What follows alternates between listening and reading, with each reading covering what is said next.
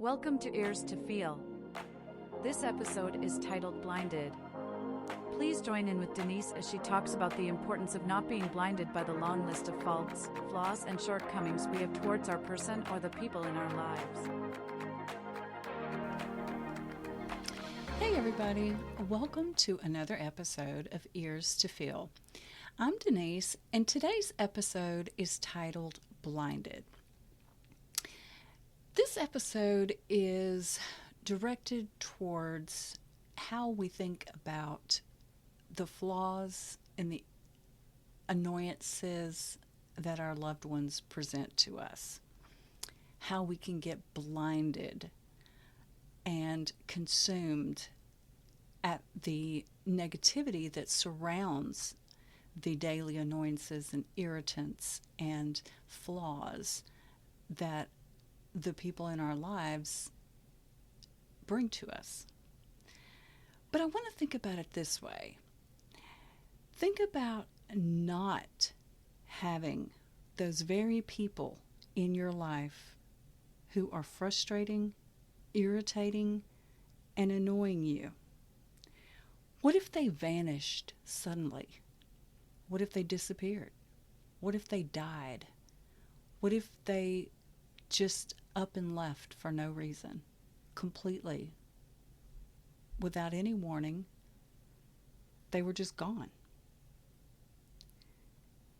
Would you miss them and suddenly feel very gracious and merciful and forgiving because their presence is more important than their flaws were evident?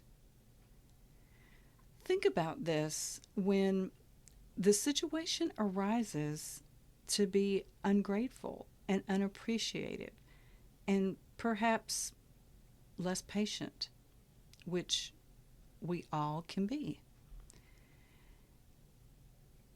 Think and focus on the good qualities and the blessings that they are in your life. And then maybe the good will outweigh the bad in our minds, because what we think about and how we're thinking about them will present itself in either a good attitude or a bad attitude, positive thoughts or negative thoughts. The choice is up to us. When we can realize what a blessing they are and all the good qualities that they have, then the good outweighs the bad. So I guess what I'm saying is, if we change our focus and remove the flaw-finding magnifying glass, then maybe we could see others in our lives in a good way. And the Bible tells us to see the best in others at all times. So, how do we do that? We focus on the positive. We take off the fault-finding glasses, the critical looks, the critical statements, the ever-present, I see what you're doing, it's annoying me, why do you do that? Can you stop doing that? I've told you already, don't do that. When we can stop that and we can focus on, if this person was no longer in my life and all I saw was her shoes in the corner or her shirt hanging across the chair, or the empty bed that she used to lay in, or his cap hanging on the dresser, his work boots by the back door that he took off after working so hard in the yard. When we can visualize our lives without the person, the loss becomes imminent. And suddenly, all those small but yet large seeming irritants and flaws disappear. They no longer have the importance that they did at the time of the argument, which states that the majority of the things that people choose to find fault with and get upset over are not really important in the big scheme of things. The main thing that we are to focus on and fixate ourselves on is the Lord. And then to love others as we would love ourselves. That means being merciful and graceful and gracious and displaying God's characteristics within us, as in Galatians 5:22. So maybe if we can approach our people with a sense of, I'm so grateful that you're in my life. I'm so blessed for all the things that you do and all the goodness that you bring. Those things, those few things that you don't do, that I really wish you would, pale in comparison to all the great things that you do. Most people in our lives are a wonderful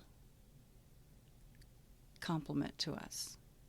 They bring great value and treasure to our lives daily. But sometimes we get short-sighted and we get impatient, and all we focus on is what's lacking in them. And most of the times, it's because our minds have become negative. Not that there's really anything wrong with them. So just remember that next time you're quick to start an argument, or you're thinking that there's something wrong with the people in your life, stop first and think about what you're thinking about. Think about positive things. Think about what they bring to your life, the joy, the blessings.